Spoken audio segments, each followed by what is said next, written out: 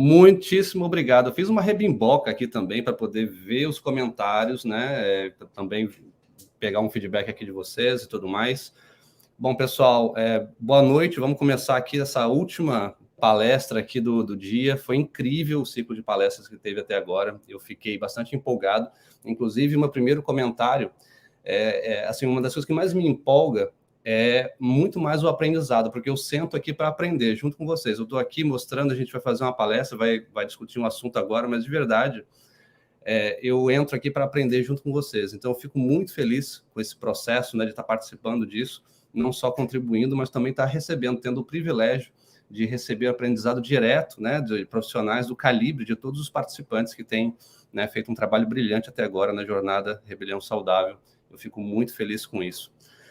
E vamos lá, né? Deixa eu me apresentar. Eu sei que muitos de vocês já me conhecem, outros não, tá? O meu nome é John, eu sou nutricionista, também pesquisador, escritor, faço alguns trabalhos também eu escrevo artigos, mas, de verdade, uma das coisas interessantes a meu respeito aqui, que eu acho que vai ser bastante proveitoso para todos, é que eu não sou nutricionista originalmente, né? Eu não vim da área da saúde, nem de nada. Até muito pouco tempo atrás, eu sequer sabia como que era formado um carboidrato, não sabia nada mesmo, sabe?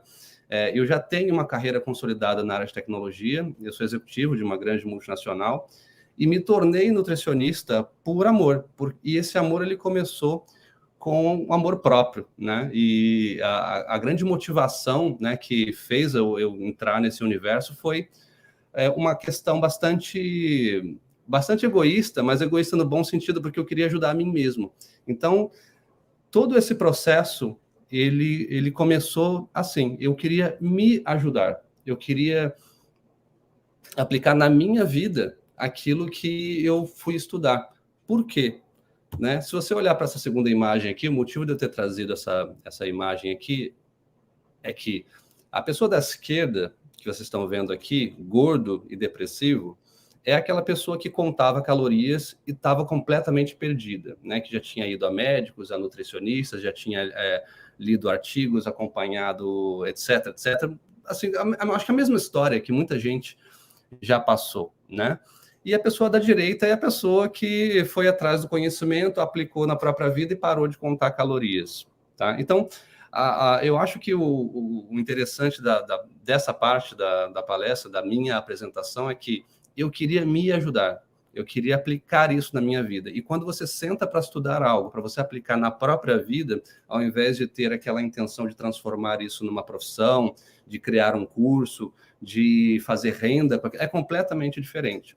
Tá? Então, tudo que eu trago aqui para vocês hoje, o que a gente ensina dentro do Código RC, com base nisso, com base num aprendizado próprio. Eu fiz o meu corpo de laboratório e agora a gente está aqui, né, trazendo esse conhecimento para que mais pessoas, né, não precisem passar por todo esse processo, né, de aprendizagem às duras penas, e que não é um processo fácil quando você não tem a direção certa, né, quando você está perdido. Hoje a gente sabe que a gente vive num ambiente, né, ainda mais com a internet, onde a gente tem acesso de informação, e achar informação de qualidade é bem difícil, é bem difícil. A gente pode até pensar assim, mas hoje em dia tem muito mais artigos científicos, a gente tem mais opções, mas quanto mais a gente sobrecarrega a nossa vida de informação, mais difícil fica navegar para uma direção correta, né? Então, esse é o ponto central. Eu também sou sócio fundador do Código RC, vocês podem me seguir, deixa eu voltar aqui. Vocês podem me seguir nas redes sociais, no YouTube, a gente tem um canal no YouTube, a gente também tem um perfil no Instagram, pode seguir, a gente sempre responde perguntas por lá, então, por favor, não se limitem a perguntas aqui ou na mesa redonda, podem me procurar, eu gosto muito de interagir com as pessoas, então, fiquem à vontade, tá, pessoal? Deixa eu tomar uma água aqui, porque água é vida.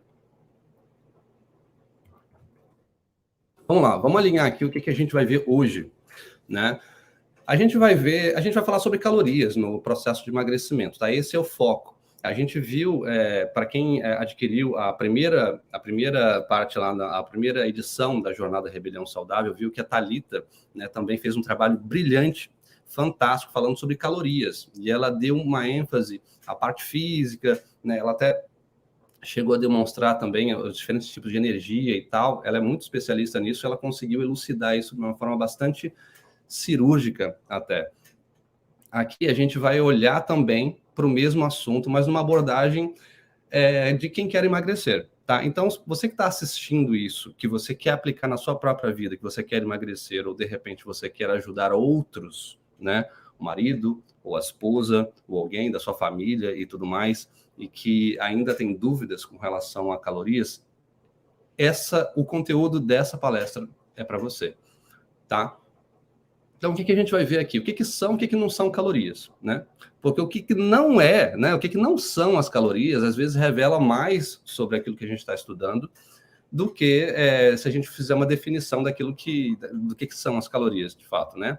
A gente vai ver um contexto histórico. Quem me conhece sabe que eu gosto bastante de visitar a origem das coisas, como que as calorias são calculadas, né? Todo esse processo, né? Que as pessoas falam, a gente vai falar de déficit calórico, superávit calórico, disponibilidade versus quantidade, como que o nosso corpo utiliza as calorias, mitos e verdades, a gente vai falar sobre mecanismos de fome, de saciedade, estocagem, queima de gordura, ou seja, a gente vai pegar esse universo e a gente vai elucidar para saber como que a gente utiliza essa informação de calorias na nossa vida quando a gente quer emagrecer. E era o que eu queria emagrecer. Eu era obeso, eu queria emagrecer. E eu comecei contando calorias. Gente, sem brincadeira, eu era um psicopata da balança e do aplicativo. Era aplicativo para tudo, eu tinha tudo catalogado, todas as calorias de cada alimento, de cada ingrediente, levava, às vezes, balança em viagem. Olha, uma coisa maluca. Mas, enfim, será que você precisa pesar tudo? Isso que a gente vai responder hoje. Só um segundo.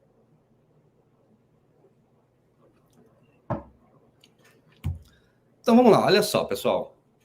Eu gosto muito de olhar a origem das coisas. E, assim, para simplificar, se a gente fosse comparar a nossa alimentação de antes, mas eu digo de antes mesmo, assim, antes de toda a parte de industrialização, antes de mercados, antes de indústria alimentícia, antes de tudo, se a gente fosse observar, e a gente fosse resumir numa imagem, eu tentei resumir isso aqui na imagem da esquerda, tá?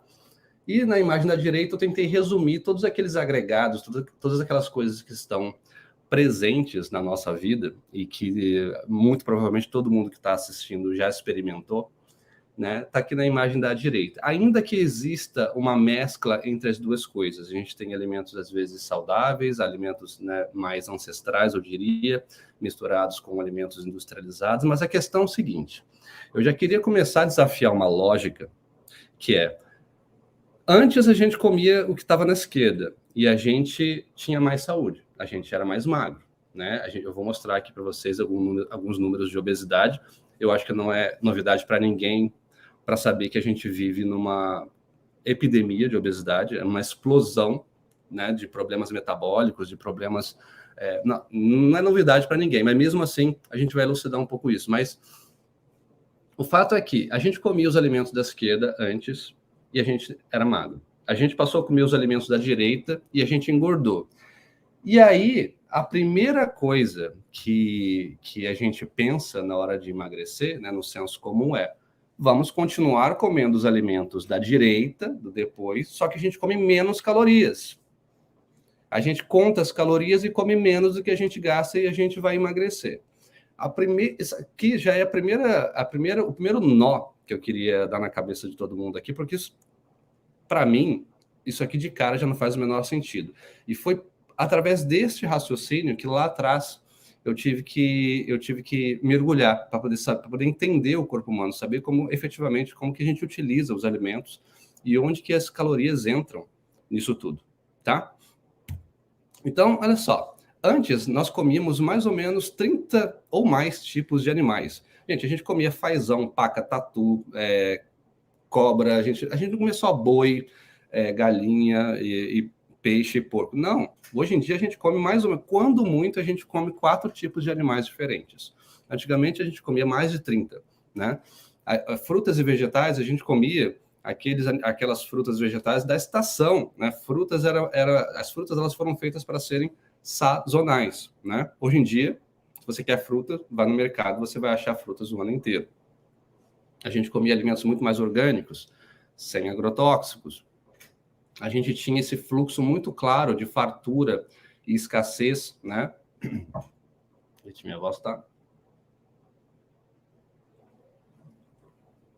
A gente tinha esse fluxo de fartura e escassez de uma maneira muito mais intensa, porque se chovesse muito ou acontecia alguma coisa, alguma mudança climática, alguma coisa, isso afetava. Então, havia tempos em que a gente tinha muita fartura de alimentos e momentos de muita escassez, e isso nos afetou, né? Isso fez parte da nossa evolução, né? Hoje em dia, não. Hoje em dia, a gente quer comer, a gente aperta um botão no celular, aparece comida na nossa porta, né?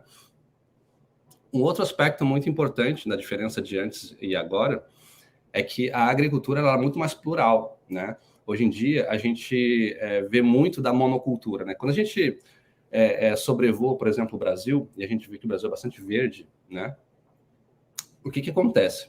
A gente olha o verde lá embaixo, quando a gente está viajando de avião, a gente olha lá para baixo, mas se a gente for notar, a gente vê uns quadradinhos, assim, uns espaços muito bem marcados, assim, né?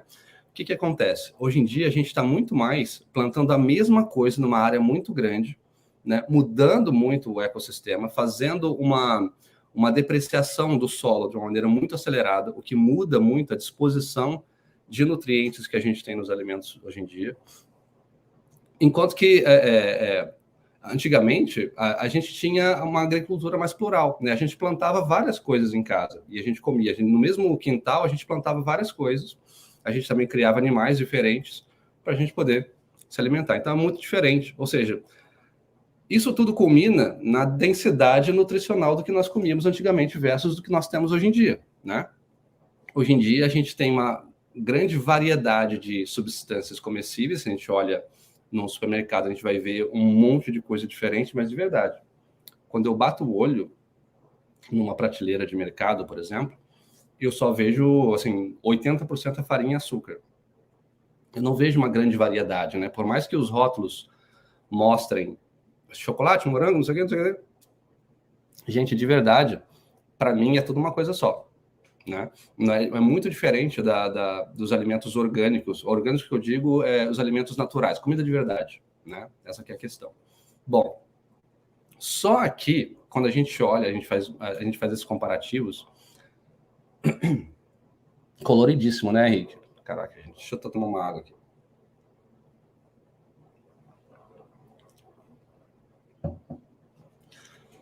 Só aqui, quando a gente olha do ponto de vista do comportamento, né, da nossa alimentação antes e depois, você simplificar uma questão tão séria quanto a obesidade, quanto problemas metabólicos, a calorias, já começa a criar uma disrupção, já começa, assim, quando a gente simplifica demais uma questão tão complexa, né, com tantas variáveis como a obesidade, a gente tem 100% de chance de errar quando a gente simplifica demais o negócio, né?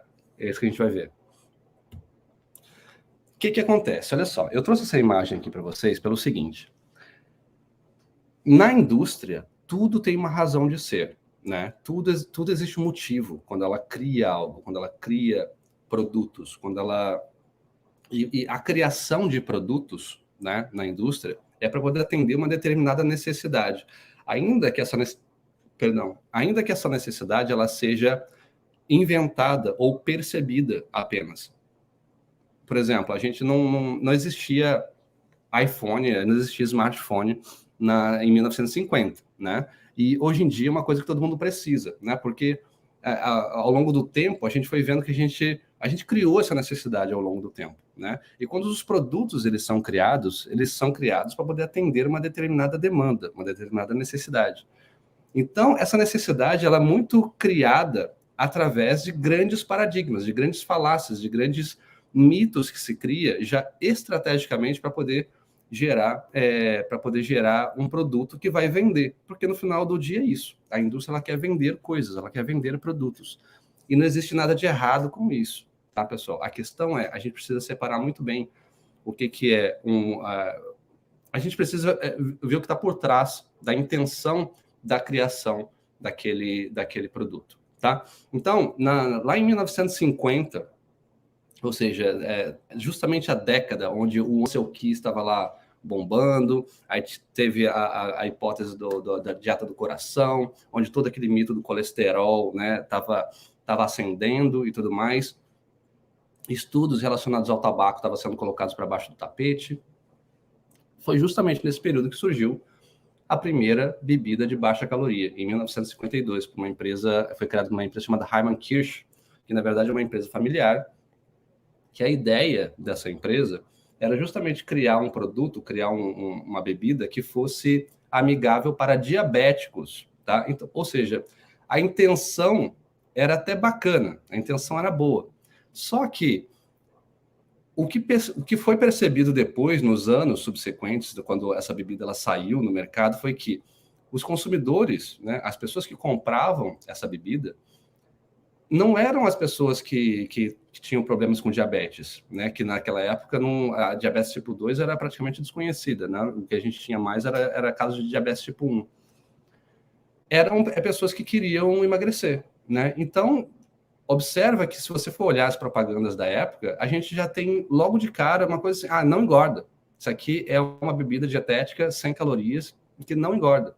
Ou seja, se não houvesse a associação entre calorias e engordar, ou seja, os mitos, os paradigmas, eles são criados assim, né? Você conecta ideias, né? E através dessas ideias, elas se cascateiam em ações, em comportamentos, uma série de coisas. E o comportamento das pessoas foi comer coisas de baixa caloria, consumir coisas de baixa caloria, porque é mais saudável, porque elas querem emagrecer. Por que eu estou trazendo isso? Se você for olhar aqui nesse próximo slide, eu não queria apenas trazer os números de obesidade explodiram no mundo inteiro. Tarará. A gente está cansado de ver. Basta olhar uma fotografia, basta você sair na rua que você vai ver que as pessoas estão muito gordas. Né? Que você vai ver que a obesidade é uma coisa que está presente. Eu fico assustado, né? Eu acabei de voltar de férias, onde eu passei uma semana num lugar de praia e, gente, é assustadora a quantidade de pessoas que está acima do peso. É uma figura completamente diferente do que a gente tinha, né, há um par de décadas atrás. Mas, enfim, o que queria chamar a atenção aqui é o seguinte: percebe que o aspartame ele foi aprovado para ser utilizado em refrigerantes e sucos de baixa caloria lá na década de 70. E depois o adoçante ele foi aprovado para ser colocado em alimentos sólidos. Percebe que, eu não estou dizendo que foi o aspartame que causou obesidade, mas perceba que não importa o quanto que a indústria se esforça para poder colocar mais e mais produtos de baixa caloria no mercado, isso não preveniu a obesidade. Se você for comparar hoje no mercado a quantidade de produtos que nós temos de baixa caloria versus o que a gente tinha lá em 1950, é completamente diferente, né? Então, qual é a moral da história até aqui? Que existe, sim, um interesse muito forte por várias indústrias diferentes em convencer as pessoas de que a obesidade ela está associada com as calorias, de uma maneira simples e direta. Tá? Ou seja, se as pessoas pensarem assim, elas vão comprar produtos de baixa caloria. E a gente tem que lembrar que a mesma empresa que produz um produto cheio de açúcar, ela vai produzir o produto de baixa caloria também. Basta você ver, às vezes, o produto tem o mesmo rótulo, às vezes o mesmo sabor, e um é zero e outro não é. Né? Basta a gente olhar, a gente entra, dá uma andada no mercado, a gente vai ver isso de uma maneira muito, muito, muito evidente. Né? Então, vamos lá. Isso aqui é muito legal, gente. Deixa eu ver se... Eu corri 7 quilômetros. Olha só, deixa eu voltar aqui. Esse videozinho aqui eu achei muito engraçado, porque isso daqui era uma das coisas que eu cheguei nessa frustração e depois eu vi esse vídeo. Se vocês já viram, né? É muito legal esse vídeo, porque eu pensava assim, caraca, eu preciso queimar mais calorias. E quando eu ia para academia, me acabava na academia, me destruía na academia e via aquele númerozinho lá subindo pouquinho em pouquinho, no final da sessão de treino, eu queimava, sei lá, 300 calorias, 350 calorias. Gente, aquilo era uma frustração, porque eu fiz exatamente a mesma comparação que vocês vão ver nesse vídeo. Olha só. Eu corri 7,5 quilômetros em 40 minutos. Perdi 500 calorias. 500 calorias são 2 sons de valsa. isso está muito errado. Houve um cálculo equivocado de calorias para ganhar e para perder. Não está certo. Não pode ser assim. Para correr 7,5 km e perder 2 suas de valsa, um abacate. Vocês conseguiram ver, pessoal, o vídeo? Gente, foi exatamente esse o estopim que me levou a ter esse desconforto, né, de ir atrás de... Assim, gente, tem uma coisa errada. O corpo humano é mais complexo do que isso, né? E se vocês assistiram toda essa sessão de palestras, participaram da jornada até aqui, a gente sabe que o corpo humano é muito complexo. A gente está muito longe de conhecer o nosso próprio corpo, né, da maneira que nós gostaríamos, né? Então, vamos lá. Vamos falar de calorias, né? Eu gosto muito de começar com uma definição, né? Então, o que são calorias? Na verdade, quando a gente fala de caloria, né, essa palavra caloria vem de calor, né? Ou seja, calor é energia. Então, caloria nada mais é do que uma convenção, sim, é uma convenção, não é uma coisa criada pela natureza, é uma forma, uma maneira de conseguir mensurar, né, energia, né? Então, na nutrição, isso é utilizado para determinar o gasto energético no nosso corpo, ou para tentar quantificar a quantidade energética num determinado alimento. É assim por padrão, tá? É assim que quando a gente fala em calorias, a gente fala calorias que a gente come, ou seja, um alimento ele contém X calorias, ou a gente gasta X calorias, né? Numa tentativa de mensurar as coisas, de dar número para as coisas, né? Porque a gente gosta muito de número. A gente, ser humano, gosta muito de número, né? De fazer contas e tudo mais para poder chegar num determinado fator, né? Até o termo caloria, não é que ele está equivocado, mas o termo correto seria quilocaloria, né? Mas a gente fala calorias para determinar quanto de energia é necessário para aumentar 1 litro de água em 1 grau, tá? Essa é uma informação de física que, assim, é interessante de saber, mas dá uma olhada no cerne da questão daqui para frente, porque o mais importante é o que as calorias não são, tá? Elas não são hormônios. Você não consegue classificá-las como hormônios. Elas não são nutrientes. Não são receptores, não são reguladores, elas não são cofatores, não são enzimas, nada disso, tá? Ou seja, daí a gente pode se fazer a seguinte pergunta: se não é nada disso que o nosso corpo precisa, utiliza para poder processar uma série de coisas no nosso organismo, por que ela é o item principal quando a gente vai olhar um rótulo de um produto? Quando a gente vai olhar... quando uma pessoa quer emagrecer, ela já pensa assim: quero comer menos calorias, quero gastar mais calorias, quero... no aplicativo que você baixa lá no celular, tá lá, o primeiro indicador é contagem de calorias. Mas por quê? Por quê? Né? Deixa eu tomar uma aguinha aqui, porque água é vida e eu tomo água com gás. Eu vi que tem gente aí que toma água com gás, eu amo água com gás. Vamos lá. Pessoal, a primeira coisa que a gente precisa analisar é que nem toda caloria é igual. E quando a gente tenta mensurar as coisas de uma maneira muito simplificada, adotando a mesma nomenclatura e o mesmo número, gente, a gente se confunde de uma maneira. Por quê? A distância que existe entre como a gente calcula as calorias que estão no determinado alimento para aquilo que vai para o rótulo, já existe uma imprecisão enorme, e vocês vão observar onde que essa imprecisão está. E que é muito diferente das calorias que nós medimos daquilo que a gente acha que o nosso corpo consome, ou produz, ou gasta, o nome que você quiser utilizar. Existe uma distância entre a comida e aquilo que efetivamente o corpo utiliza gigantesca, tá? E o que é importante da gente notar é que existe uma questão que não é só a quantidade de calorias que importa, mas sim, também existe um fator chamado de disponibilidade energética. Vocês estão conseguindo ver minha tela aqui, que eu vi que ela sumiu rapidamente? Ah, voltou. O que acontece? Se a gente for olhar 85 calorias de 2 alimentos, mesmo que sejam alimentos muito parecidos, eu gosto muito desse exemplo aqui, por exemplo, de pegar uma laranja, né?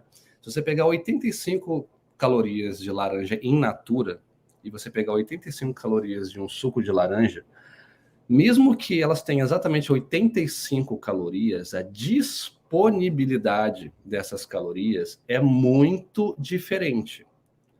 Por quê? Porque quando ela entra no nosso organismo, nem todas as calorias que estão presentes naquele alimento a gente vai utilizar da mesma forma.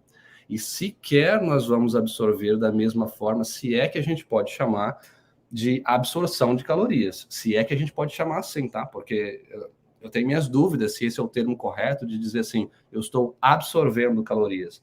Já que a gente viu que calorias não são nutrientes, não são hormônios, não são enzimas, não são nada disso, tá? Então, a disponibilidade energética, a disponibilidade calórica, ela muda se a disposição daquele alimento também é diferente.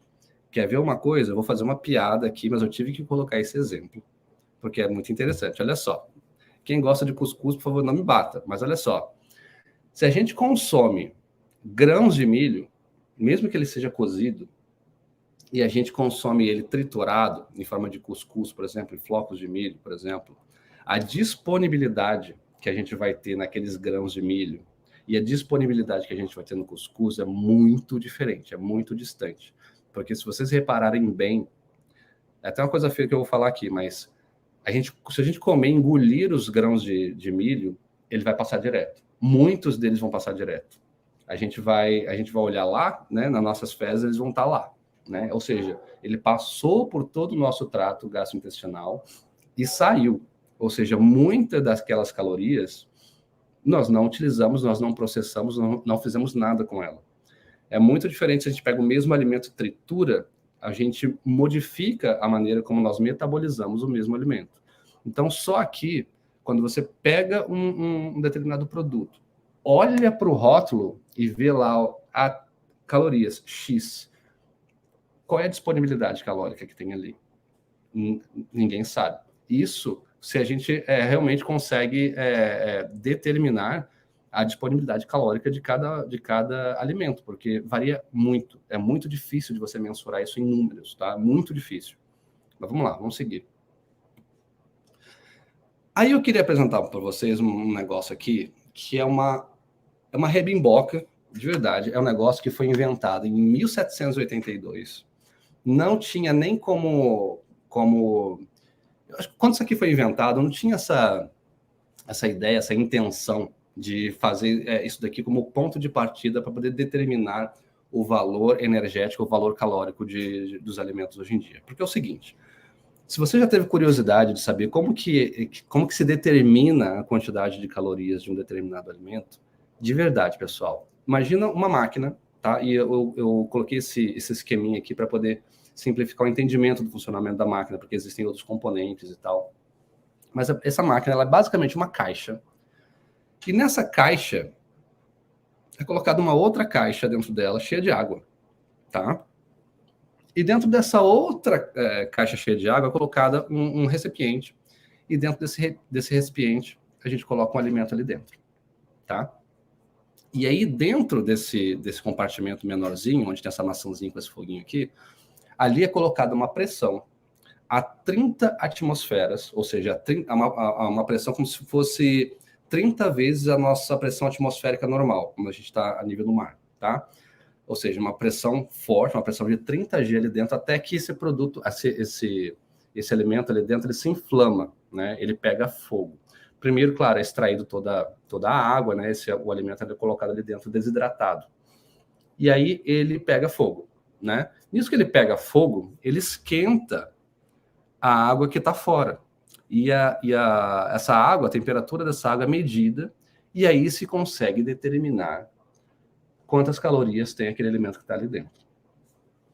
Sério, a gente está em 2022 utilizando métricas de uma tecnologia de 1782, né?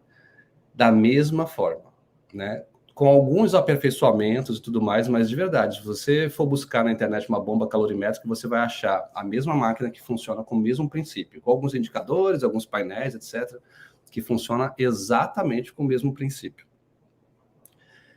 E daí você pergunta o seguinte, tá, mas se as calorias elas são calculadas assim, quando pegando fogo, né, colocando uma pressão e pegando fogo, ora, o corpo humano, ele não é um forno. O corpo humano, a gente não queima os alimentos. A gente processa os alimentos, a gente quebra ele, a gente utiliza ácido, a gente utiliza enzimas, a gente precisa fazer separações. A gente tem uma série de processos químicos que acontecem dentro do corpo para poder processar um alimento, né? Para poder fazer com que esse alimento se destine onde ele tem que ir, para fazer o que ele tem que fazer, para ele cumprir o seu papel, que é de nos nutrir, né? Beleza. Entendeu o que é? Da onde que vem todos esses numerozinhos que a gente vê nos rótulos? Vem de uma coisa como essa daqui. Mas vamos continuar. Olha só. Em 1900, né, tinha um professor de química muito simpático, né, chamado Wilbur Atwater. Esse cara aqui, ele era um grande pesquisador e ele gostava muito de química. Ele foi uma pessoa que investigou muito a questão da nutrição, tá? Ele vivia numa época onde se tinha muito a ciência ainda estava avançando, né? Então era uma época de recursos muito limitados, de tecnologia muito limitada, e ele testou uma hipótese, né? Porque essa hipótese na verdade, ele testou várias hipóteses, né? Porque ele queria conseguir determinar como que o corpo humano reagia aos alimentos e tudo mais. Então, ele testou a hipótese da questão das calorias, da questão térmica, tá? Para você ter uma ideia, pessoal, a gente está falando de 1900, tá? Em torno de 1900. A insulina, ela foi descoberta 20 anos depois, tá? Então, a gente está falando de muito tempo aqui, de uma época em que a tecnologia era muito rudimentar ainda, tá? E gente, eu tenho que trazer isso aqui para vocês porque, olha, não tem como não trazer. Mas a forma de como que nós chegamos, né, e determinamos quantas calorias tem por carboidratos, proteínas e gorduras, era da seguinte forma. Ele pegou alguns voluntários em jejum e alimentou esses voluntários com certos nutrientes. E aí, os excrementos desse voluntário era colocada dentro da bomba calorimétrica, para tentar determinar quantas calorias havia por nutriente, tá? Desta maneira, se convencionou de uma maneira bastante rudimentar. Existe uma tabela maior, tá, pessoal? Mas eu não quero gastar tanto tempo aqui, é só poder mostrar para vocês o contexto histórico. Desta forma, foi convencionado que carboidratos têm 4 calorias por grama, proteínas 4 calorias por grama e gorduras têm 9 calorias por grama. Sim, de uma pesquisa, de um resultado de um experimento de 1900. Até hoje, os rótulos são feitos e calculados com base nessa descoberta, vamos dizer assim.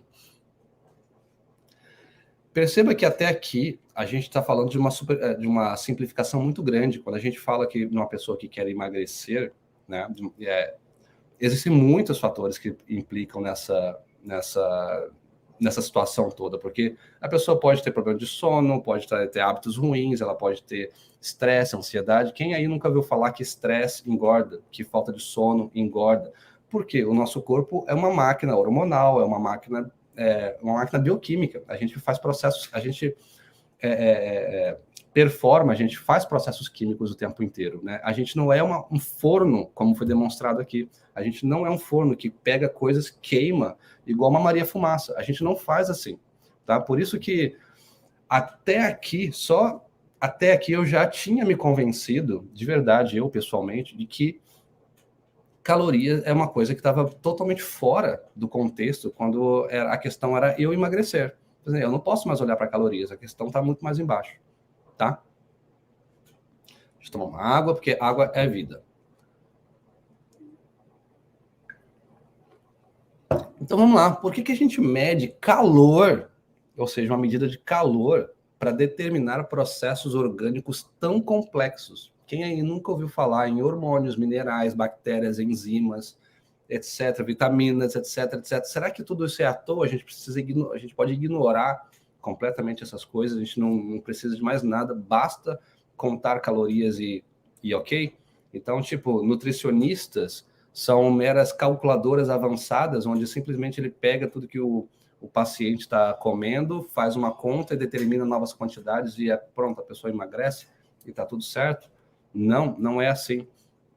Isso daqui, pessoal, nem precisa se esforçar para ler, tá? Mas isso daqui é a tentativa de se mapear os caminhos de todos os caminhos metabólicos, os processos metabólicos no corpo humano. E daí, a pessoa vem e fala assim, vamos contar calorias para emagrecer, a gente precisa de déficit calórico para poder emagrecer. Dentro dessa complexidade. É uma simplificação muito séria, muito grave, eu diria, quando a gente pega um universo como esse e a gente simplesmente fala que calorias são o principal fator para determinar o emagrecimento. E acredite, pessoal, eu fico até um pouco surpreso de quando eu comecei a estudar até agora, de que a gente estaria em 2022 falando desse assunto. Eu juro para você que, à medida que eu ia avançando nos meus estudos, eu não vislumbrava de que eu tinha que voltar a falar de questões tão básicas. Em 2022, a gente falando de calorias. De verdade, eu não imaginava. Mas, enfim. Vamos continuar.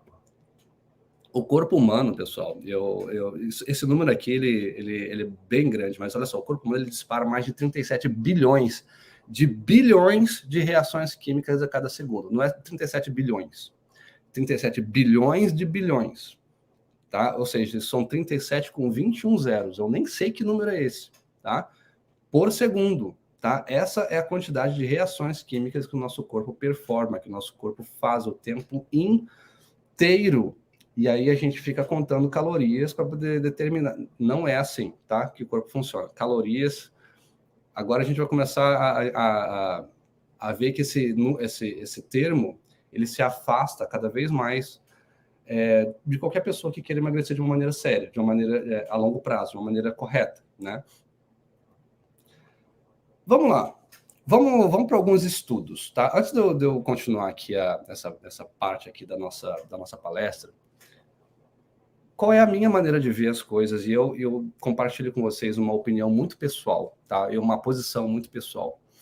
Eu gosto muito de estudos científicos, leio estudos científicos todos os dias, tá? Gosto muito de como que a ciência avançou e tudo mais, etc. Mas eu percebi que ao longo do tempo, tá? E isso também profissionais que eu admiro muito fazem a mesma coisa, que muito mais do que às vezes um estudo, uma pesquisa, um artigo, um estudo randomizado, etc., é o raciocínio, porque de verdade, eu cheguei à conclusão de que você pode provar qualquer coisa através de um estudo clínico. Basta você alterar os dados, você consegue provar qualquer coisa. Se você entrar num site, num website de um terraplanista, e você vai ver todos os argumentos científicos que ele tenta justificar que a Terra é plana, você vai se convencer que a Terra é plana. Porque tem vários estudos, tem vários argumentos científicos, etc, etc, etc. Então, muito mais do que, às vezes, olhar para um estudo isoladamente, é olhar como que ele foi feito, como que os dados foram coletados. Isso coincide com os demais fatores que nós observamos na natureza no nosso dia a dia. Isso, para mim, é muito mais importante, né? Porque lembre-se, pessoal, nós não somos máquinas, nós não somos computadores, tá? A gente nasceu e foi entregue para um planeta orgânico, a natureza estava lá, nós e a natureza. E a gente, de uma maneira instintiva e orgânica, a gente tem que saber lidar com ela, sem precisar se aprofundar tanto com relação a estudos. A natureza está lá, os alimentos estão lá, a gente tem que saber lidar com eles. Por isso que eu gosto tanto, né, da questão da alimentação ancestral e da questão do nosso resgate, do nosso eu mais orgânico, quando isso se refere à questão da alimentação, tá?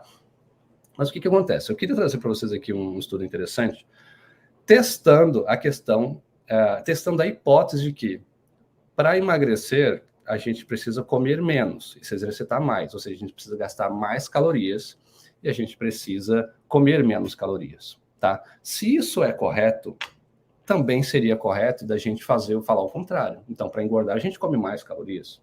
tá? E isso já foi testado. Isso já foi testado há bastante tempo até, tá? O que acontece? Esse médico aqui, o Dr. Ethan, da Universidade de Vermont, lá em Nova York, ele é citado no livro Código da Obesidade. E isso aqui é um dos estudos mais interessantes que eu li no livro, que depois eu fui atrás e vi que ele tem vários outros estudos testando a mesma hipótese, tá? Aqui eu estou citando um deles, tá? Que ele justamente ele testou o contrário, né? Porque se a hipótese de você ter, para você emagrecer, comer menos, para você engordar, você tem que comer mais da mesma coisa, né? Basta você olhar o contrário, fazer a prova real, né? Legal. O que acontece? O que esse cara aqui fez?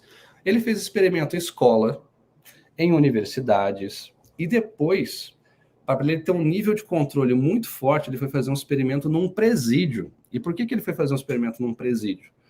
Porque ele precisava controlar muito bem o gasto energético dessas pessoas. E nada melhor do que você controlar todas as atividades e tudo que todo mundo come dentro de um presídio, né? Onde as pessoas estão 24 horas por dia sendo vigiadas e controladas. Então, ele fez um estudo numa escola, depois ele foi para a universidade, mas ainda assim ele queria eliminar essa variável de que às vezes a pessoa vai para casa, come alguma coisa diferente, ou faz mais exercício, ele queria eliminar isso tudo e fez esse experimento aqui.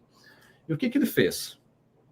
Durante um período de 6 meses, ele mais do que dobrou, né, a quantidade de calorias que certos prisioneiros recebiam. Ele separou um grupo e pegou esse grupo de prisioneiros e alimentou eles com mais calorias. Ele pegou o metabolismo basal daqueles prisioneiros que ele tinha calculado, era em média 1.800 do grupo, né, metabolismo basal do grupo, 1.800. E ele alimentou todos os prisioneiros com 4.000 calorias, né, ou seja, ele dobrou. E o que ele observou? Ele esperava que, proporcionalmente, esses prisioneiros fossem engordar, comendo da mesma coisa. E eles viram que eles começaram a engordar no curto período de tempo, nas primeiras semanas. Na segunda, na terceira semana, eles começaram a engordar, mas essa curva ela começou a estabilizar. Eles pararam de engordar nas primeiras semanas de experimento. Estagnaram, mesmo comendo mais do que o dobro de calorias. Então, o Dr. Ethan, sem entender muita coisa, o que ele fez? Ele pegou e aumentou para alguns desses prisioneiros que fizeram parte do experimento, ele chegou a dar 10.000 calorias da mesma comida, não mudou nada, pegou a mesma comida e deu 10.000 calorias para esses prisioneiros, para poder forçá-los a continuar engordando na mesma proporção, da mesma quantidade de comida, da mesma quantidade energética que eles estavam sendo servidos lá atrás, né, antes do experimento. E era tanta comida, eram tantas calorias que eles desistiram. Muitos desistiram no meio do caminho porque não aguentavam mais comer. O que aconteceu? Eles pararam de engordar, né? Não engordaram mais, muitos não conseguiram continuar o experimento.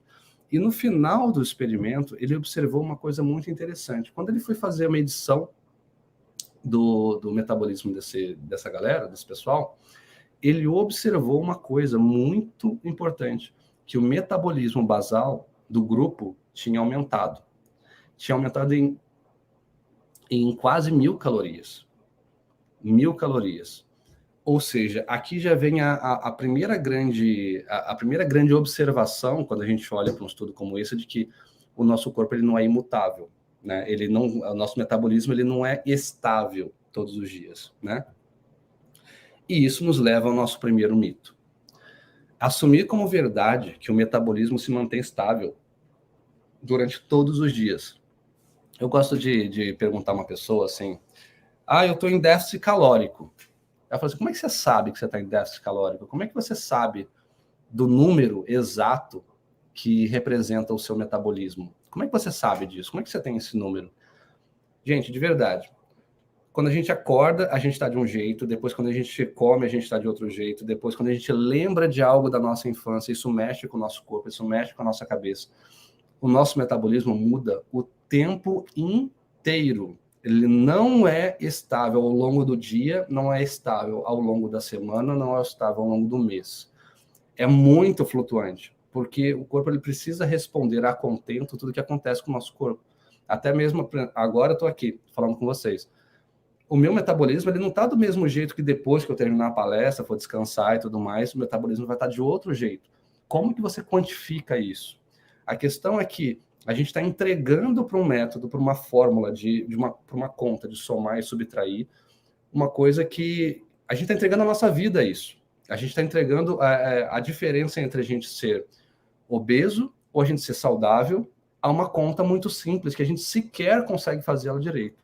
Tá? Então, veja qual é a distância que nós temos com relação a todas essas contas de calorias que nós temos. A gente falou das calorias nos alimentos, a gente falou das calorias nos rótulos, a gente falou aqui das calorias que são gastas.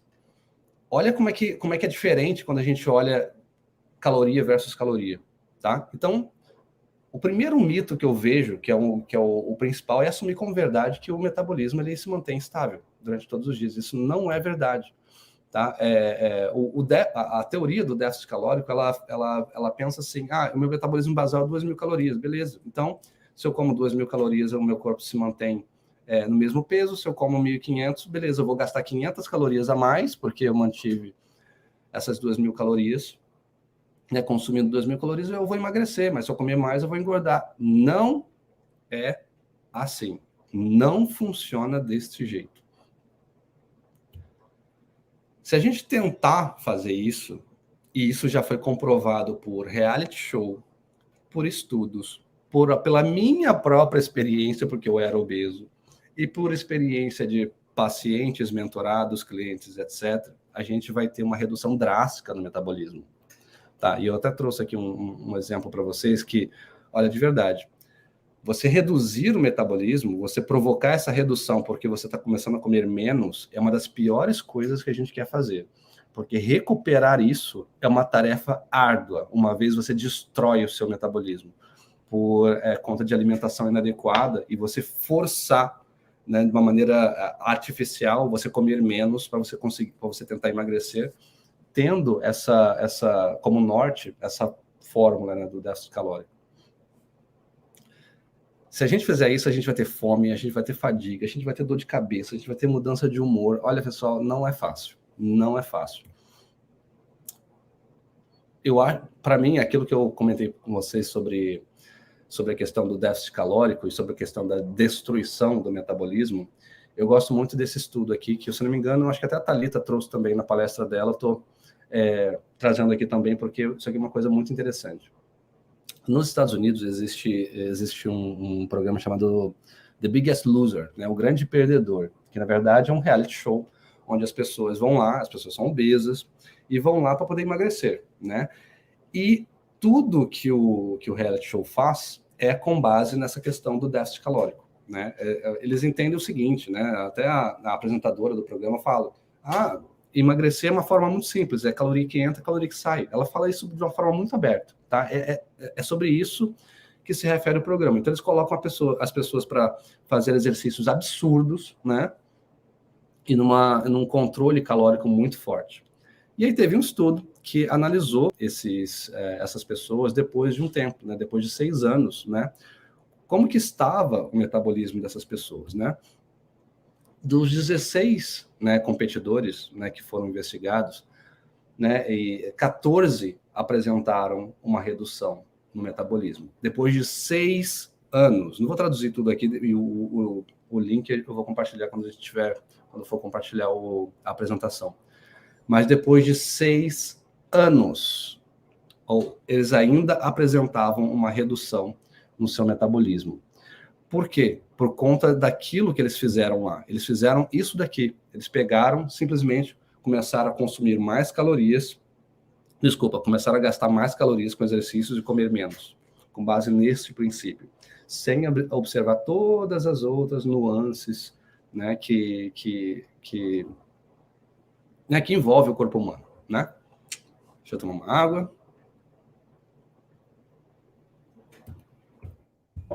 Vamos lá.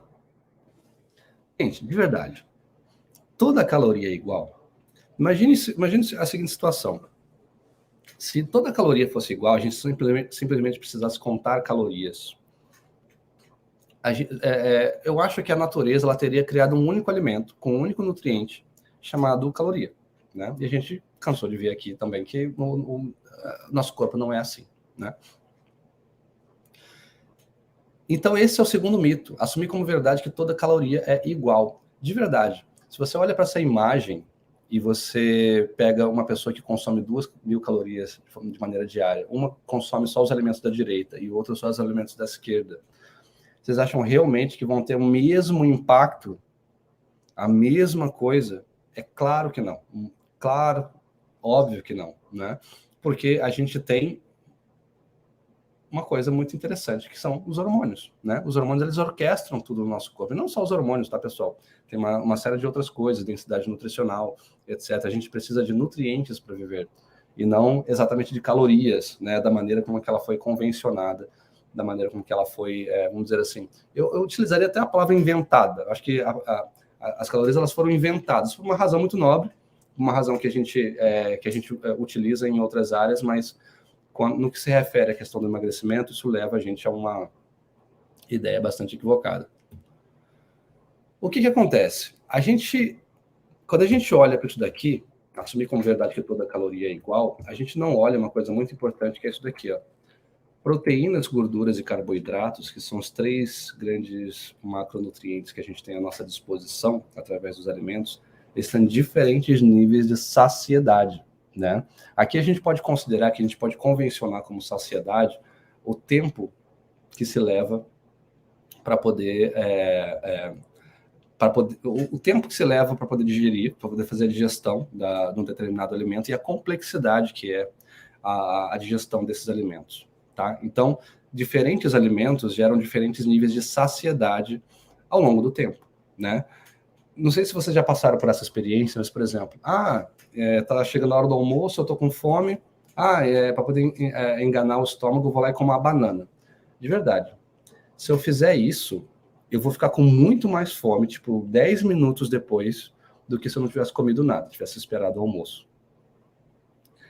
Agora, se eu comer essa mesma quantidade de calorias em forma de carne, por exemplo, sai uma carne, aí eu vou lá, pego um pedaço de carne e como. Vai ser muito diferente a minha percepção de saciedade, porque são 2 alimentos completamente distintos do ponto de vista metabólico. Ou seja, quanto mais difícil e complexa for a digestão, mais tempo a saciedade vai durar, tá? Deixa eu olhar o tempo aqui, pessoal, rapidinho, porque eu tô perdido o tempo, tá?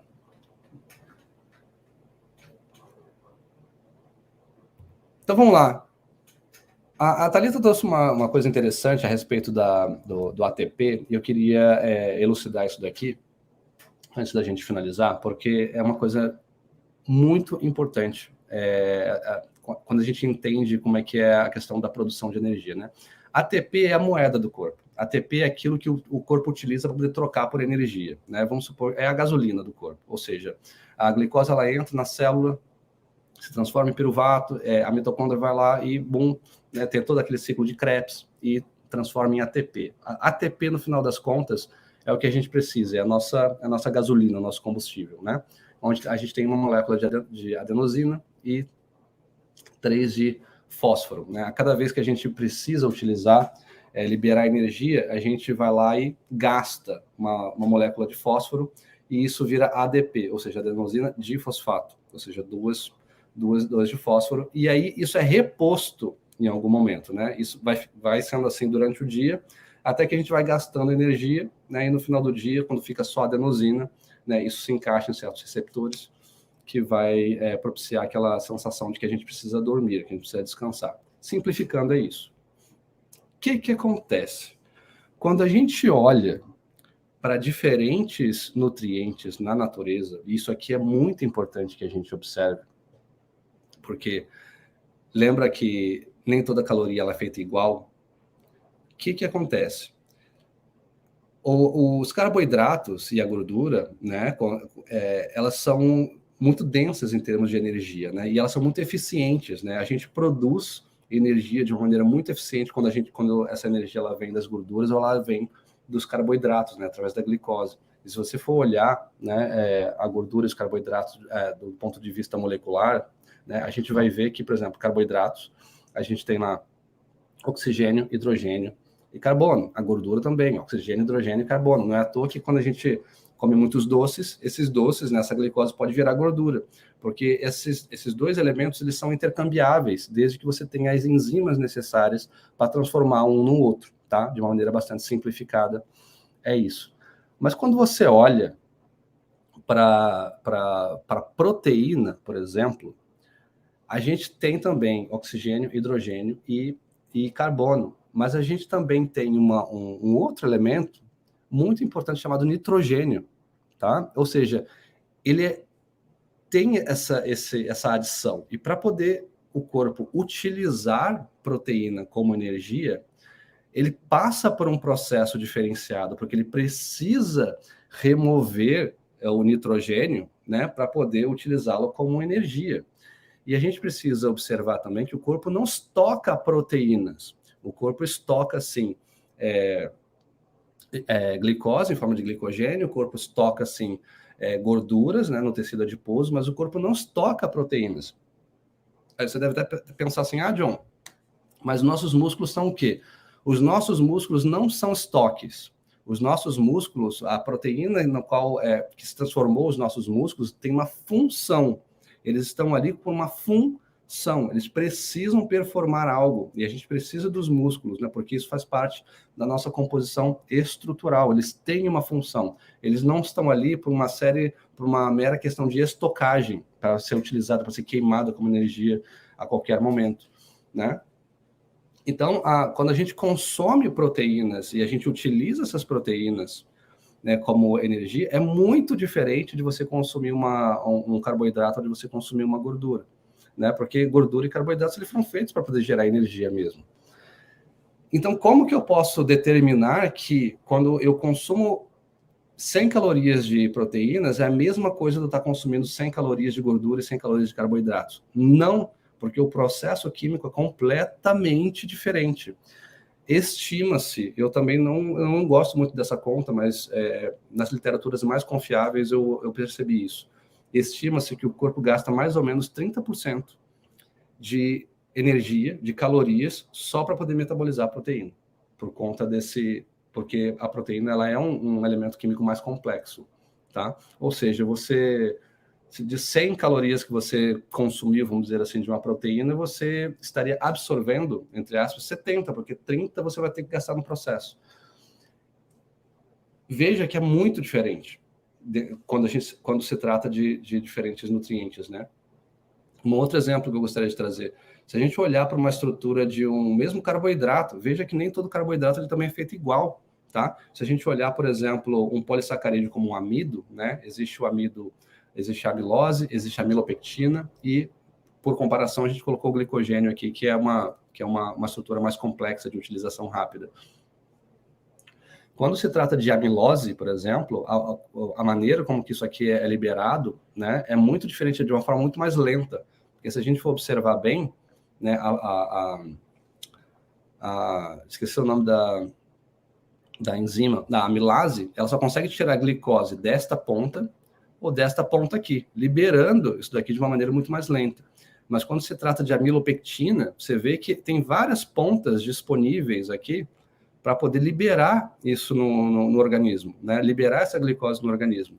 Isso faz com que a absorção desse tipo de carboidrato seja muito mais rápida. Quando se trata de glicogênio, nem se fala. Isso faz todo sentido, né? Porque glicogênio é uma coisa que a gente armazena e a gente precisa utilizar de uma maneira muito rápida.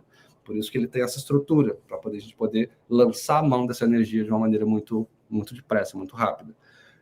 Veja que até mesmo dentro do universo dos carboidratos, que a gente acabou de mostrar, existem diferentes caminhos metabólicos, né, que vão impactar de como que a gente vai digerir, né, e como que a gente vai utilizar toda essa energia. Tô acabando, tá, Henrique? Eu tô olhando aqui, tô bastante consciente aqui do tempo, já são 10h15, mas, assim, a gente tá terminando já. O que acontece, pessoal? Terceiro mito. É assumir como verdade que a gente tem um relógio, um contador que zera todos os dias, né? Todos os dias a gente tem lá um reloginho que conta, eu gasto 2.000 calorias por dia. Aí chega lá o corpo no final do dia, lá à meia-noite, vai lá e faz a conta. Você consumiu 2.500? Beleza. Então essas 500 calorias a mais vão virar gordura na tua barriga. Não é assim. Não funciona dessa forma. Tá? O corpo não tem um relógio contador. Imagina, pessoal, eu vou até voltar aqui.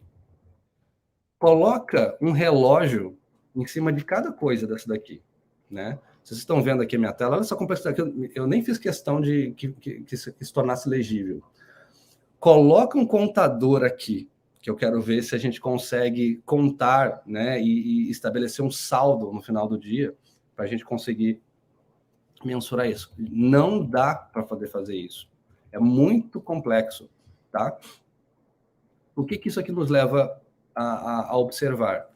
Olha essas duas pessoas aqui, imagina que elas são clones, né, uma da outra. Eu peguei uma pessoa e fiz um clone dela, tá? Para a gente poder ter um baseline bastante preciso. Comer em qualquer momento não é tudo igual. Se uma pessoa ela pega 2.000 calorias, ela concentra tudo numa refeição só, ou se ela divide essas refeições durante o dia, né, as duas pessoas elas vão ter impactos metabólicos e impactos do ponto de vista hormonal de forma completamente distinta, tá? Do ponto de vista de como que ela armazena, de como que ela utiliza essas calorias, de como que ela processa isso tudo, porque a gente ainda vai ver isso mais na frente, que nós somos seres cíclicos, tá? Nós somos seres que a gente porque o planeta é cíclico, né? O mundo é cíclico, né? A gente tem o verão, o inverno, a gente tem o escuro, o claro, a gente tem o calor, o frio, a gente tem uma série de coisas. Então, nada mais natural de que a gente também, a gente vive num planeta, né? A gente fosse também cíclico, né? Ou seja, o momento do dia na qual a gente consome as coisas, na qual a gente come, também tem um impacto diferente. Então, imagine uma pessoa que divide essas 2.000 calorias em um monte de refeição e uma que come tudo ao mesmo tempo. É completamente diferente. Essas duas pessoas, elas não vão processar da mesma maneira, tá? Essa daqui é um dos motivos, né?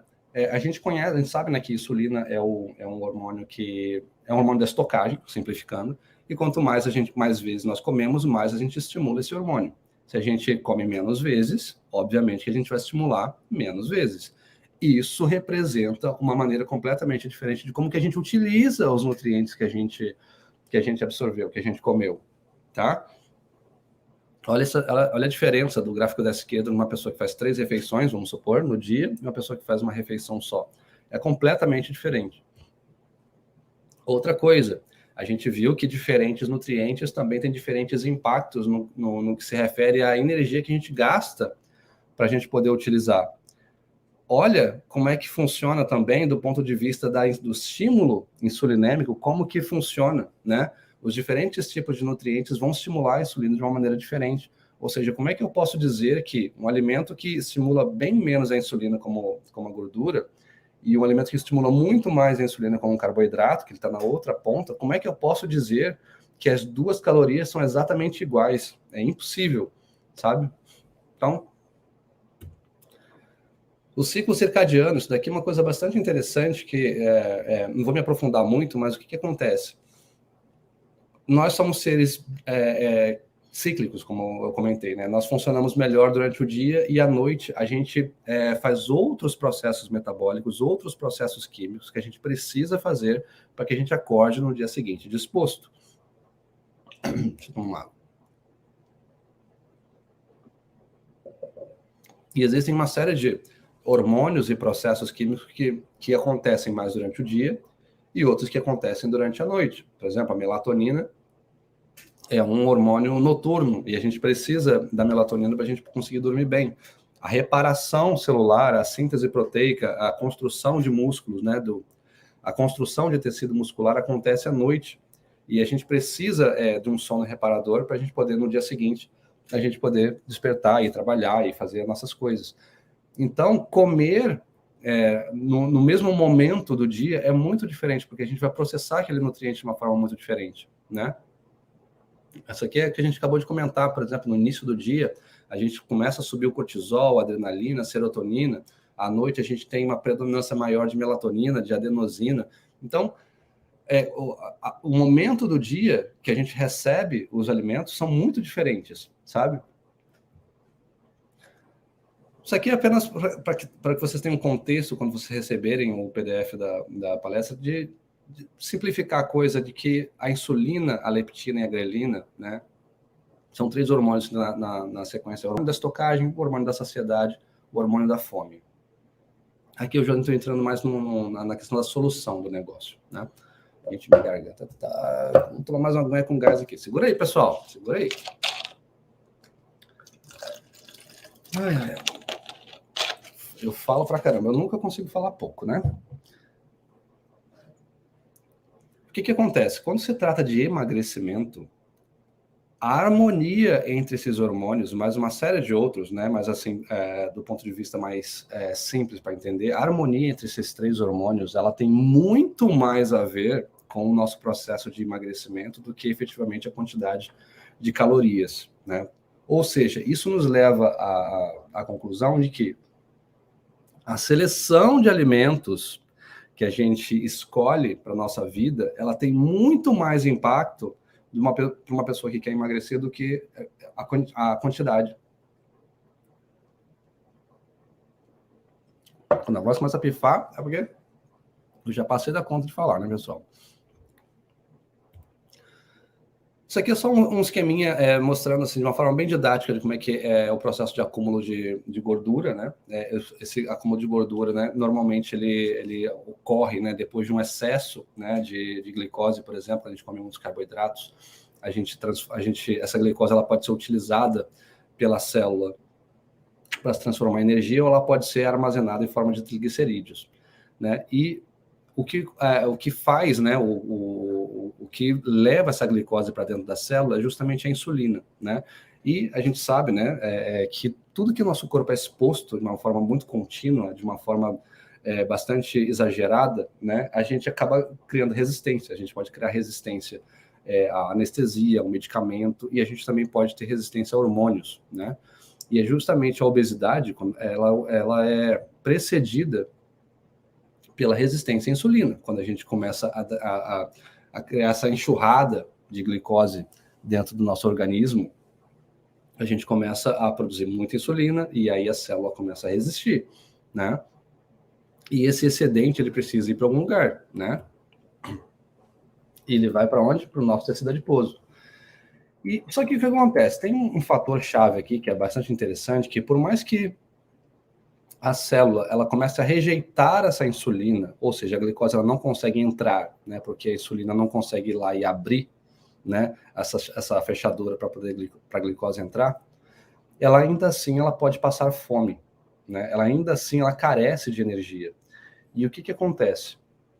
O mecanismo que ela tem de fazer isso é disparar fome, né? E isso gera um ciclo vicioso, né? Porque a pessoa vai lá, come alguma coisa, aumenta a insulina, come uma porcaria qualquer que aumenta muito a insulina.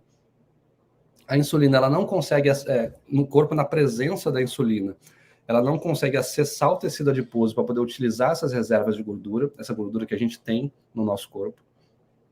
E se ele não consegue acessar por conta dessa parede de insulina que tem lá, o corpo fica fraco, dispara a grelina, que é o hormônio da fome, e aí faz a pessoa buscar por mais comida, e normalmente esse buscar por mais comida é uma coisa que gera muita energia, então a gente cria esse craving, né? Essa vontade de comer, né? Normalmente alimentos ricos em açúcar, ricos em amido, ricos em carboidratos simples, porque o corpo precisa de energia de imediato, e aí todo o ciclo se repete, né? E a gente precisa quebrar esse ciclo, né? Então, como é que a gente sai desse ciclo, né? Primeiro que a gente precisa prestar atenção na seleção de alimentos que a gente coloca no nosso prato. Alimentos que não disparam tanto a insulina. E aí dentro desse universo a gente tem todos os alimentos processados, refinados, bebidas adoçadas, etc, etc, etc. Alimentos que deixam saciado por mais tempo, ou seja, que criam mecanismos, que ativam os nossos mecanismos de saciedade de uma maneira muito mais natural. E a gente viu que as proteínas, elas cumprem um papel fundamental nesse processo. E a gente precisa também diminuir a frequência na qual a gente come, né? A gente come muitas vezes. A gente come muitas vezes durante o dia. A gente não comia assim antigamente. A gente comia 10, 20, 30 vezes por dia. A gente comia...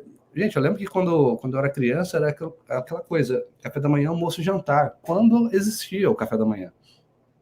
Hoje em dia, as pessoas comem o tempo inteiro, né? Então, a gente precisa também controlar isso. Isso aqui é só uma pincelada muito rápida do conceito de reprogramação celular.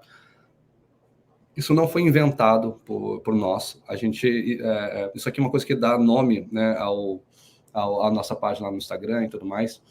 Mas eu fico até bastante surpreso de como que as pessoas não falam muito disso, né? E eu tenho até uma falta de um termo muito mais preciso para dizer, para poder chamar isso daqui, mas ele é um marcador de peso, ou seja, é aquela percepção que o nosso corpo tem do seu estado mais saudável, tá? Então, às vezes uma pessoa que tem, sei lá, 100 quilos, e ela começa a consumir menos calorias nesse déficit calórico, ela começa a forçar, né, esse consumo de calorias para baixo.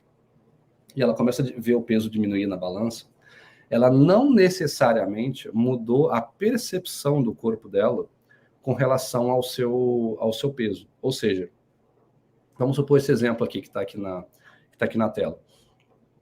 Se uma pessoa ela tem 100 quilos e o corpo dela percebe que o seu estado seguro, o seu estado saudável é de 100 quilos, e a pessoa faz um trabalho de déficit calórico, numa alimentação muito ruim, numa abordagem do The Biggest Loser lá, e a pessoa perde, sei lá, 30 quilos, não necessariamente ela mudou, o corpo dela mudou a percepção de peso. Ela continua achando que a posição, né, do peso dela deveria estar em 100 quilos. O que vai acontecer? A pessoa vai lutar, o organismo vai lutar para poder voltar àquele patamar de peso. Isso é uma simplificação do porquê que muitas pessoas voltam a engordar depois de um tempo, depois que faz dieta, depois que, né, tá lá contando calorias, pesando a comida, tarará, tarará, ela começa a emagrecer, depois ela começa a engordar tudo de novo, mesmo não saindo da dieta, mesmo numa alimentação muito restrita do ponto de vista calórico, tá? Porque o corpo ele vai começar a mudar o seu metabolismo, ele vai começar a mudar uma série de aspectos para poder voltar. E a questão chave é justamente quando você muda esse marcador. Ou seja, basicamente, pessoal, é quando você dá para o organismo os alimentos que o corpo realmente foi feito para receber, do ponto de vista ancestral mesmo, daquilo que a gente deveria receber lá de trás, né, dos nossos ancestrais realmente, o corpo naturalmente vai fazendo isso, ele muda a sua percepção de peso. Ou seja, a maneira mais eficiente de emagrecer é dando bons alimentos para o corpo. Assim, o corpo ele vai mudar a sua percepção do qual é o seu peso ideal, e a pessoa vai começar a emagrecer naturalmente, sem necessidade de você ficar contando calorias, tá? Então, pessoal, eu tive que dar uma corrida aqui no final da apresentação, mas é isso que eu queria trazer para vocês. Eu sei que está um pouco tarde, tá? São 10h30. Eu já, antes de abrir para perguntas aqui e comentários finais, obrigado por você ter ficado até aqui. Obrigado por você ter assistido a essa gravação até aqui. E não se limitem, por favor, nem aqui, nem a mesa redonda que vai acontecer no sábado. Por favor, podem me acessar, eu sou bem acessível. Vou parar de transmitir aqui e vou voltar aqui para ver o novo. Fala, meu amigo John. Cara, que fantástico. Adorei o panorama histórico que você passou para a gente aí das calorias, né? E essa parte final aí dos mitos também foi muito, muito boa. Muito boa mesmo. O pessoal adorou essa aula, né? O Carlos está fazendo a seguinte pergunta. Já que você disse que vai ficar aí para perguntas, vamos aloprar logo. O Carlos está fazendo a seguinte pergunta. Jejum é melhor à noite? Eu prefiro fazer jejum à noite, porque, de verdade, do ponto de vista geral, tá? No panorama geral, nós não fomos feitos para comer à noite, tá? Nós fomos feitos para comer durante o dia. Mesmo que, ao longo da tua vida, Carlos, você tenha se acostumado a comer à noite, tá? E tem pessoas que falam assim, eu funciono melhor à noite, eu sinto mais fome à noite, tarará, tarará. Mas, muitas das vezes, por experiência, eu vejo que as pessoas se acostumaram a comer à noite e desenvolveram esse hábito. tá? Mas organicamente, do ponto de vista ancestral, do ponto de vista orgânico, eu não vejo que nós fomos feitos para comer à noite. Então é melhor concentrar a sua alimentação durante o dia, tá? Sem sombra de dúvidas. E outra coisa, à noite você tem uma vantagem também, né? Você vai dormir e aí você não fica pensando em comida. Exatamente. Porque é uma coisa importante, né, John? Os nossos ancestrais, eles faziam jejum por necessidade. Porque a caça estava ruim, não tinha comida para comer, então tinha que fazer jejum. Nós fazemos jejuns por opção, porque comida não falta, né? Exatamente. E aí você tem que encontrar subterfúgios para que o jejum possa ser mantido sem tanta demanda mental, vamos dizer assim, né? Eu digo isso porque eu fiz um jejum de 5 dias e durante esse jejum, uma das coisas que eu percebi que foi mais cruel foi que você ganha muito tempo. A gente gasta por dia 2 horas, 2 horas e meia, pensando o que é que vai comer, fazendo e comendo. E aí eu fiz o jejum e de repente eu ganhei 2 horas e meia do meu dia. Quando chegou no final do dia, eu disse, cara, eu já fiz tudo que eu tinha que fazer. Tá entendendo? E não vou comer, porque estou de jejum, e tenho 2 horas e meia sobrando aqui de atividade. Tá entendendo? Então a gente precisa programar isso direitinho na nossa mente para não correr o risco de você querer assaltar a geladeira, né? Olha que efeito colateral interessante, né? O excesso de tempo quando a gente faz jejum. Né? É impressionante. Você ganha muito tempo. Toda vida que eu vou fazer um jejum mais prolongado, acima de 48 horas, eu já me preparo para ter mais atividades dentro do meu dia. Ou atividade física, atividade mental, mas tem que ter mais atividade, porque você tem que estar com a mente ocupada. Exato. Os seguintes perguntam: vendo o gráfico do efeito da insulina em relação aos macronutrientes, faz sentido o consumo de gordura para ajudar na construção muscular sem estímulo alto da insulina?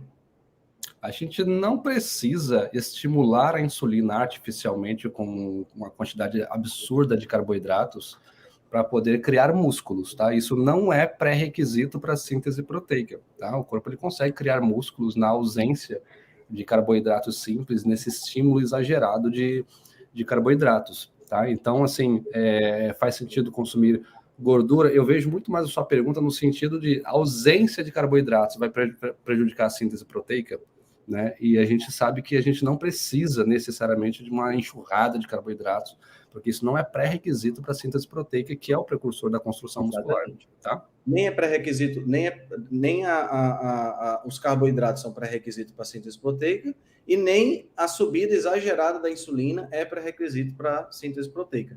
E, além disso, a gente ainda tem também algumas proteínas que são bem insulinogênicas, né? Que a gente sabe que provocam picos de insulina comparáveis a picos de insulina de carboidrato, né? Isso é assunto para outra história, porque realmente é bem interessante também. Isso é muito importante. Eu queria até fazer um parênteses nisso, porque quando a gente fala de proteínas, a gente está falando do macronutriente aqui e tudo mais, mas na hora que a gente vai consumir, a gente deve consumir alimentos, né? Sim. Então, quando a gente pega a proteína e isola ela e começa a consumir de maneira isolada, o impacto metabólico é muito diferente. Então, a gente precisa observar bastante isso. Então, isso que o Henrique falou é bem oportuno. A gente tem que sempre pensar que a gente tem, assim, as pessoas dizem assim, mas eu não posso comer proteína demais. Olha, comer proteína demais é algo muito pouco provável de você fazer. Como assim? Porque comer proteína demais é comer alimentos que contêm proteína. É muito pouco provável que você vai conseguir comer carne, peixe, frango, ovos, porco, em excesso. É muito improvável. É muito improvável, na realidade, que você vai conseguir. Agora, se você vai comer proteína a mais, tomando shake de whey, bem docinho, sabor chocolate, cremoso, aí é muito provável que você exagere na proteína. Tá entendendo? As pessoas, a gente precisa fazer essa modificação mental, porque nós estamos falando aqui de comida de verdade, a gente não está falando de suplementos. Suplementos têm o seu lugar, mas tem um lugar específico dentro da nutrição para pessoas que têm desafios ou conjunturas específicas. Pessoas como eu e como o John, a gente não precisa de suplemento de proteína, a não ser em casos muito específicos, né? A gente come a proteína que a gente come com comida de verdade. Não há necessidade de a gente ficar se empanturrando de suplemento. Sem contar que a gente tem quando a gente consome suplementos, a gente perde uma questão que é a densidade nutricional. Um pedaço de carne tem muitos nutrientes ali dentro. Exato, muito mais coisa do que você vai ter, né? Isso é importante do pessoal entender, cara. Eu não sei qual é o seu limite, mas, por exemplo, eu já comi 10 ovos de uma vez só, tá? Mas até 7 é meu limite. Os outros 3 é pura gula. Não, eu sei bem como é que eu já fiz esse teste também. Já comi, acho que 10 ovos. Você empurra, você tem que empurrar. Então, quer dizer, como é que come proteína demais? 10 ovos, cada ovo tem 5 gramas de proteína, mais ou menos. Então, 10 ovos teriam 50 gramas de proteína. Como é que você come 50? Como é que você vai comer 150 gramas de proteína numa refeição? Não come, cara, é muito difícil. É muito difícil. A galera viaja na maionese achando que a gente tem condições de comer muita proteína, né? Mas, assim, acho que essa pergunta do William é muito pertinente, porque a gente não precisa desse estímulo alto da insulina. Se a gente pensa do ponto de vista do ganho de massa magra, não. Agora, também vale a pena a gente ressaltar que esse ganho de massa magra que é muito cultuado hoje, fisiculturismo, braços largos, etc. e tal, isso é totalmente antinatural. O ganho de massa magra acima de um determinado limite, ele é totalmente antifisiológico, antievolutivo. Você não ia encontrar... Os nossos ancestrais não eram máquinas musculosas e trincadas, né? Os nossos ancestrais eram magros, delgados, que facilitava o equilíbrio correto entre força e agilidade para caçar e conseguir pegar aquele bicho que ele precisava para comer. Músculo demais demanda muita caloria, né? Pegando o gancho da sua palestra. Então, se eu preciso de muita energia para manter músculo e eu vivo num ambiente de escassez alimentar onde eu tenho que caçar, é difícil você ter pessoas bombadas no passado. O Paleolítico não era um período de gente bombada. Isso que você comentou é muito pertinente, porque o corpo humano, quando eu comecei a estudar calorias, eu percebi que o corpo ele é uma máquina de economizar energia. Ele utiliza economia e energia para tudo. Ele não quer gastar energia com coisas que ele não precisa. É por isso até que a gente esquece das coisas. Por que o corpo ele vai manter uma conexão neural que gasta energia de uma coisa que você não está usando? Né? Por isso que quando você para de estudar algo, você esquece. Ou quando você para de utilizar um determinado músculo, você atrofia. Você para de utilizar um membro, você fica inábil, porque o corpo ele perde essas conexões, porque ele precisa economizar energia e direcionar isso para outras partes vitais, né? Então, é interessante isso que você falou, porque estar muito musculoso não é uma coisa humana, natural, normal. Não é uma coisa sobre-humana. Exatamente. É uma coisa de invenção moderna, entendeu? A frase do ponto de vista ancestral é nossa cara, John. Eu sempre falo isso, né? Eu me repito até bastante nesse ponto, mas acho que a gente está muito alinhado nesse sentido, Henrique, que é a reconexão com o nosso eu mais orgânico. E a gente sabe que a gente nunca vai conseguir voltar. A gente nunca vai conseguir voltar plenamente, porque os alimentos eles estão muito domesticados, por mais que eles sejam comida de verdade. Mas a gente precisa se aproximar o máximo possível. E essa é a nossa missão, né? Sim, exatamente. Cara, meu amigo, muito obrigado pela sua apresentação. Foi incrível. Acho que o dia de hoje rendeu bastante.